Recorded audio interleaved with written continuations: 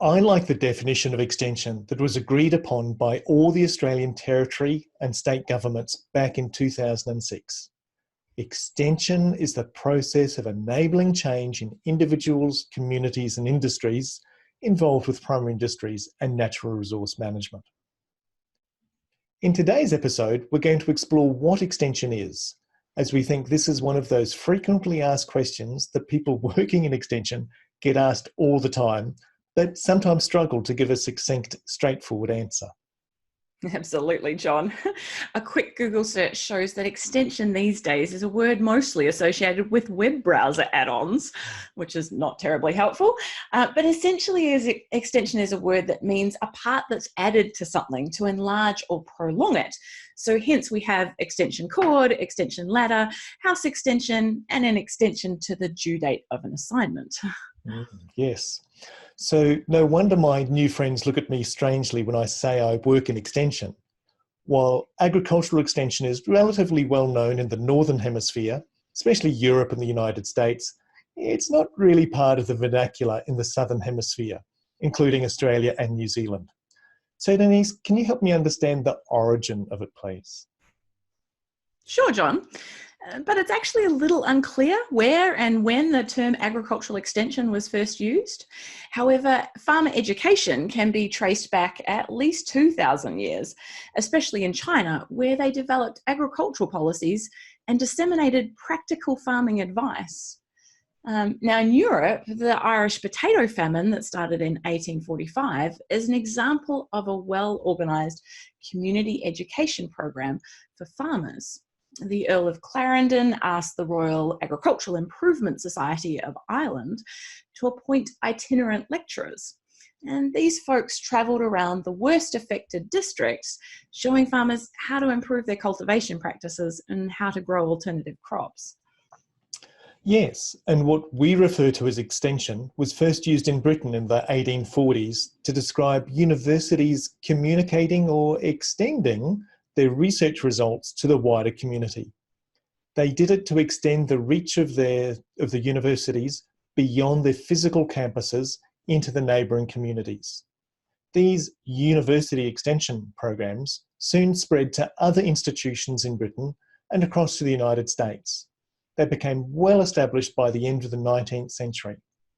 Although agriculture was one of the main topics being extended, it was just one of the many, and agricultural extension was yet to be used as a term.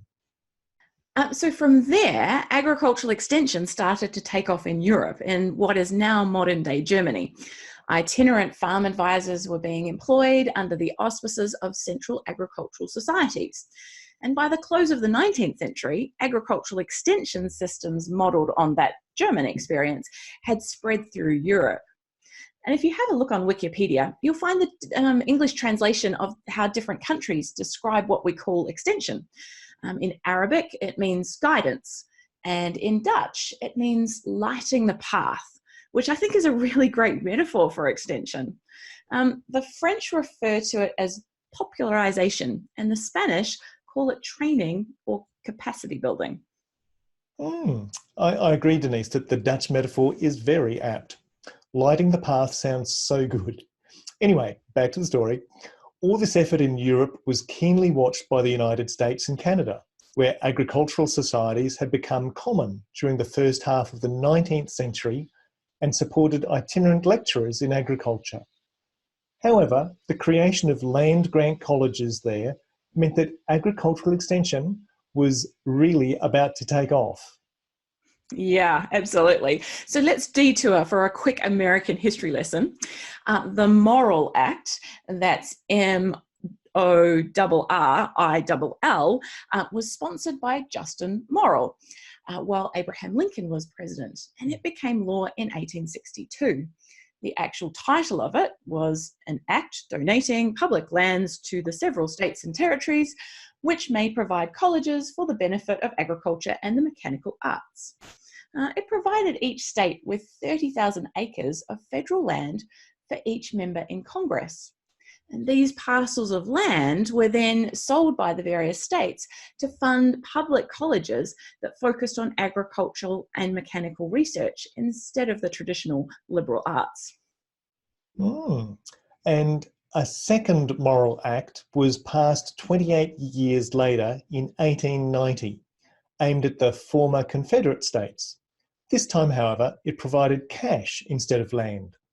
Then, in 1994, another round of cash grants established the land grant colleges for Native Americans. All up, about 70 colleges were funded this way, including Cornell, Washington State, and Texas A&M. In fact, the letters A&M are an abbreviation for agricultural and mechanical, linking back to the university's heritage. So that's what they meant by land grant colleges. But let's get back to our main story, Denise. It's all good. The next big step forward was in 1914 when the Cooperative Extension Service was established in America, enabling the cooperation of federal, state, and local county governments. The state land grant colleges are central to that system, and they help diffuse practical information relating to agriculture and home economics. You could say they extended the reach of academic research so that it was relevant to the general farming community. That's right. So that's Britain, Europe, and North America. But what about extension in our part of the world, Australia and New Zealand? Historically, both Australia and New Zealand had a government-funded agricultural extension service, but that's changed over time. I'll share some of the history of extension in Queensland as an example of extension in Australia. Then maybe, Denise, you can tell us a bit about New Zealand. The Department of Agriculture was established in 1887 in Queensland, and the staff helped encourage the fledgling dairy and cropping industries to produce food, as at that time, most of those products had to be imported. They created a travelling dairy, where dairy specialists would travel by train across Queensland, carrying examples of the latest machinery, such as cream separators, to demonstrate them to the dairy farmers. Over the past 20 years, industry and private extension services have taken increasing roles in delivering extension. Currently, the extent of the private sector involvement varies across industries and regions.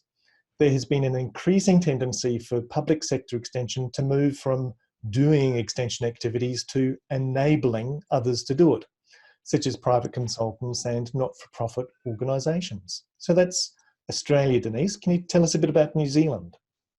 Sure, John, because the story in New Zealand has been quite similar in that it had a publicly funded extension service, and this was the advisory service of the Ministry of Agriculture and Forestry. But that ceased at the end of the 1980s when it was restructured. The government encouraged each of the primary sectors to collect and use their own levies to fund research and extension. And this has meant a proliferation of private extension providers, from farm consultants through to resellers such as fertiliser company reps. Today, extension is still a widely used term around the world, but other words are also used to describe agricultural extension. Rural Advisory Services is a common alternative. There is an international organisation, the Global Forum for Rural Advisory Services, or GFRAS for short, that is focused on enhancing the performance of advisory services so that they can better serve farm families and rural producers. In the longer term, they seek to contribute to improved livelihoods in rural areas and the sustainable reduction of hunger and poverty. Yeah, and in Australia and New Zealand, our professional association is APEN, the Australasia Pacific Extension Network, and it allows like-minded people to share their extension experiences and ideas at conferences. There are about 500 members across Australia, New Zealand, and beyond, and a members directory helps keep us in touch and find others with whom we can collaborate. And we're living proof of that, Denise. For if I recall correctly, we first met when you came to Toowoomba to participate in an APEN conference I was running back in 2001. And many years later, I came to Christchurch for an APEN conference that you were running. There seems to be a nice symmetry to that, but alas, we digress. Where were we up to, Denise? Well, John, that actually concludes our brief history of extension, and hopefully it's provided some extra background. But before we go, John, a quick debate. Should we still call it extension, or do we need to embrace change ourselves? And since I've got the microphone, I'm going to go first.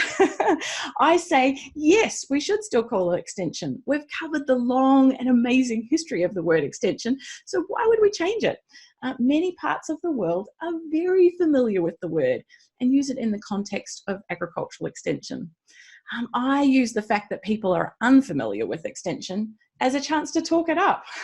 My go-to way of talking about extension is that it is a tool for facilitating change on farm. And John, there's lots of tools for facilitating change. Governments use these all the time. Things like taxes, incentives, rules, regulations. In agriculture, there's a history of researchers and farmers working together with extension people to help ensure that there are good options for farmers to achieve the goals they have for their farm business. So extension it is. No! While the term extension may be in common use in the Northern Hemisphere, it's just not part of the vernacular in Australia or New Zealand. As good communicators, Denise, we know we should use words appropriate to our target audience. So instead of trying to get them to change, I reckon we should change ourselves. Another problem is that extension itself has morphed over time, but kept the same name.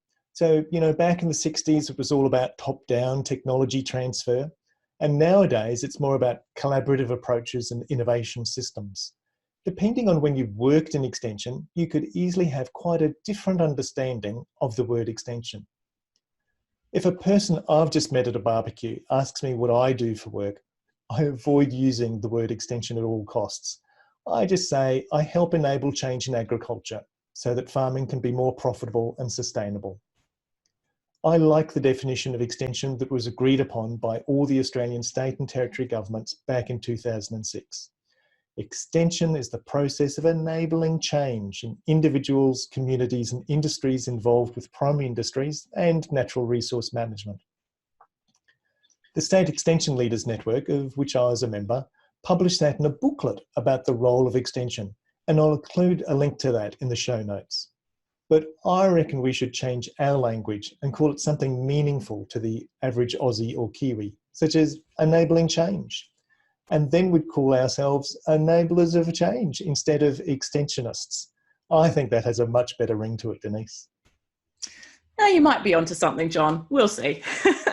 So you've heard our thoughts. Now we'd like to hear yours. Add a comment below the episode and tell us your thoughts about extension. And tell us what you prefer to call it. We don't want this to be a one-way conversation, so join in by sharing your thoughts and ideas with us. Thanks, folks, for joining us on this Enablers of Change episode. Remember to subscribe if you'd like to know when new episodes are available. And hey, tell your friends if you've liked what you've heard and leave us a comment. All the best until we meet again.